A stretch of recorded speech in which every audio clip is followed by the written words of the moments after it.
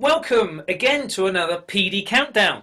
Now, my special guest tonight, he's been on tour. You might have seen him, but he'll be down in the pits with stuff like Evita. But he'll tell a bit more about that. It's Mr. Daniel Hayward. Dan, how you doing, pal? Hi, I'm good. How are you, mate? You okay? I'm all good. I'm all good. So, first of all, let's get straight down to what you're here to do. Is the PD Countdown. Now, for Okay. people at home who have not seen this, first of all, how dare you?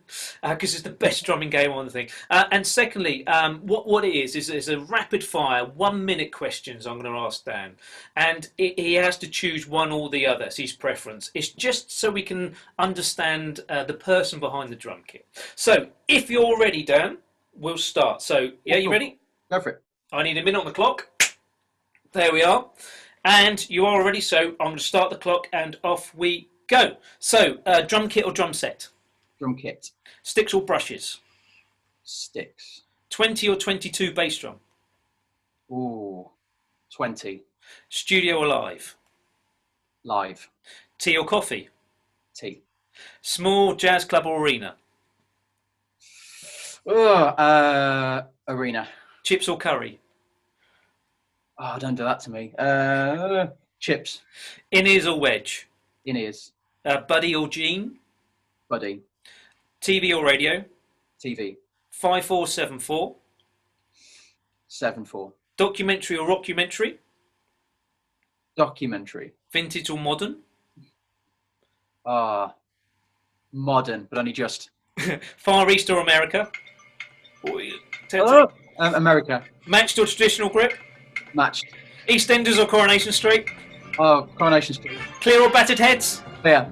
Oh, got that in, fantastic. Oh, I've got quite a few there. The next one will be Apple or Microsoft, but you can't answer that because time is out. Okay. Absolutely fantastic. We've got loads of different things there, and also see there's a few ones in there. Chips or curry always stumps everyone. So, guys, it's just a little bit of fun to get to know the personality behind the drums. So, as I mentioned before, Dan, obviously you were on the Vita tour, and that's obviously, I think, where we first met anyway, had a good old yarn about stuff. But just tell us what you was doing before lockdown, please. So Evita, since Evita, I've done a few different shows, but the last tour I ended up being on was a show called On Your Feet, which was the Gloria and Emilio Estefan musical.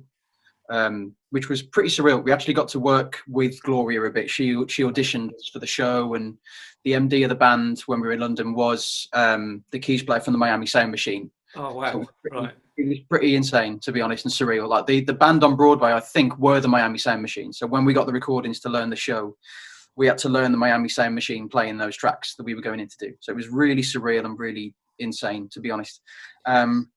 But yeah, so we did that. We opened that in London, in the West End we did 3 months at the Coliseum, and then it went straight out on tour in the UK then, right up until March, which is when the lockdown came into effect. And then that was it, really, basically. Right. For people out there who are trying to get into that theatre kind of work, how did you get into it? So for me, I'll kind of answer it in a kind of general way. So basically, the thing is, you've got to be in the correct circles to get to a point where people are going to call you for those sort of gigs. So for me, I started doing my first kind of amateur dramatic show was when I was 14. And I just kind of kept gigging and kept going and kept playing for different fixes and things. Ended up at university at the Conservatoire in Birmingham. So got some more contacts through there and ended up doing gigs for loads of different people. And eventually got to a place where I was doing a gig, and one of the guys on the gig was involved in that world. And he ended up calling me to do some stuff. And then it just kind of rolled from there, really. I think my first professional one was a panto in Epsom. But I just went to Depon for like 3 weeks, and then as soon as literally, I think I'd done my first day on that, and he must have got like a report of how I'd done, basically, like my first show, because about a couple of hours after the show had finished, I got an email asking me if I wanted to do the Avenue Q tour. Wow. Which was, I think at the time when he asked me, it was a 6-month run, and that was great. That was my first proper theatre tour then, and then from there, it just kind of rolled on basically and kept going. So I've been really lucky to stay in work. But yeah, I think if you're looking to get into that world, just do as much theatre as you can. Just play for as many amateur shows as you can do. So you're used to working in that environment. You're used to working with an MD. You're used to working with clicks. You're used to working with all the stuff that you're potentially going to need for that Working work. in the dark. Yeah, in the dark. Yeah. Working in the dark with one single light that can go out at any moment during a show. And it does flickers quite a lot as well sometimes. Yeah. We've been there. Yeah, loads of times. But yes, I'd say it's more. Yeah, it's just know what you're doing. Be punctual. Like just prep your stuff when you turn up if that's an option.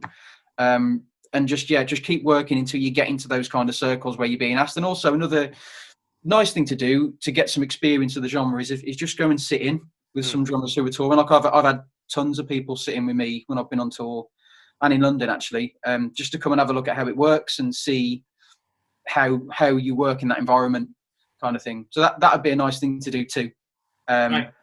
Well, when we get back to it, hopefully that people will be contacting you saying, I saw that show, can I come and sit in? And as long as there's space and clearance, that's no problem, is it? So yeah, it's fine.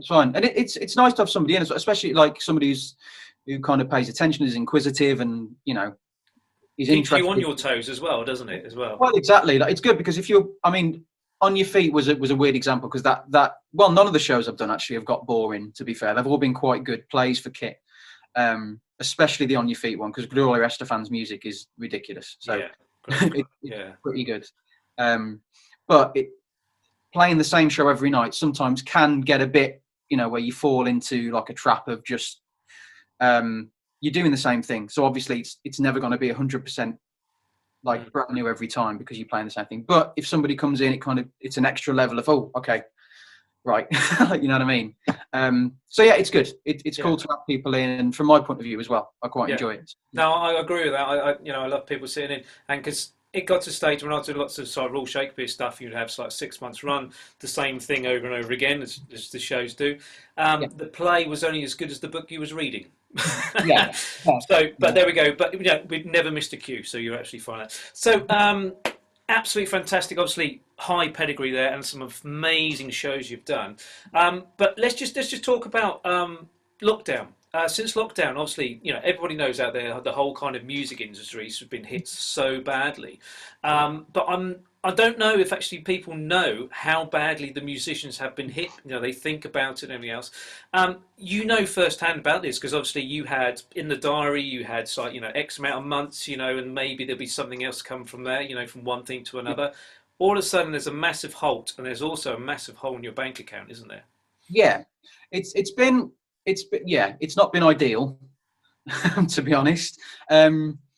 Coupled with the fact I've got a little one on the way, so obviously that adds to the financial pressure a bit. For me personally, because I've been touring for a while, I had some money set aside, but obviously that goes down quite quickly when you're not earning. I've been lucky enough to get a few recording things in at home, during lockdown, so that's been okay. But I've had to go and get just a normal job because there's no music jobs out there at the moment. So I've been working in a sortation warehouse for the last couple of months. And all I've been, again, as I mentioned earlier, I've kind of just been working as a musician since I was 14, really. So it's weird having to do something else, but it's fine. I'll do anything to get an income. It's fine. I don't mind.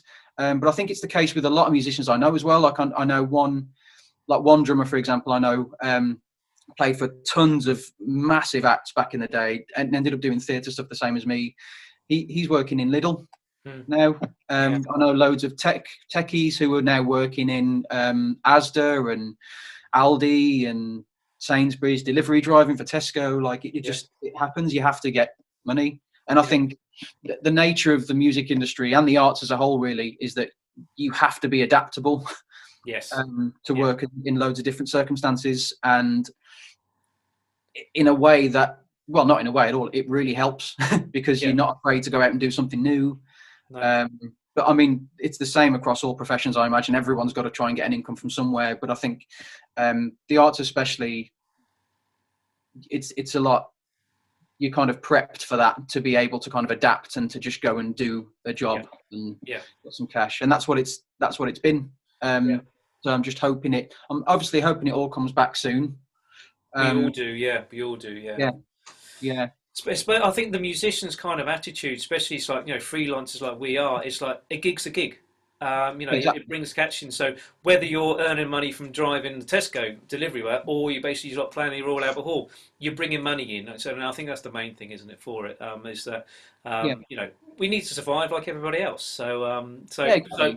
So for all the musicians out there who have been struggling, who have got that psyche, get up and go to actually find new work. Well done, guys, because I know that you guys will be the best ones and most probably eager ones to get back as soon as you possibly can. So stick with it. It won't be for very much longer, and then we'll hopefully forget about all this in about 3 or 4 years' time, thinking, "Oh, that was a nice break. Let's get back to do it." So, Yeah. Dan, it's been an absolute privilege to talk to you. Good luck with everything, with the new baby and everything else. A bit of advice for that, being a father of two, you will now know what the word tiredness actually means. Yeah. So there we are. So anyway, guys, thank you very much for watching. Again, stay safe, and we'll see you again on another PD countdown, and we'll see Dan hopefully in a theatre near you very shortly. So goodbye, everyone. Good night. Take care. Bye.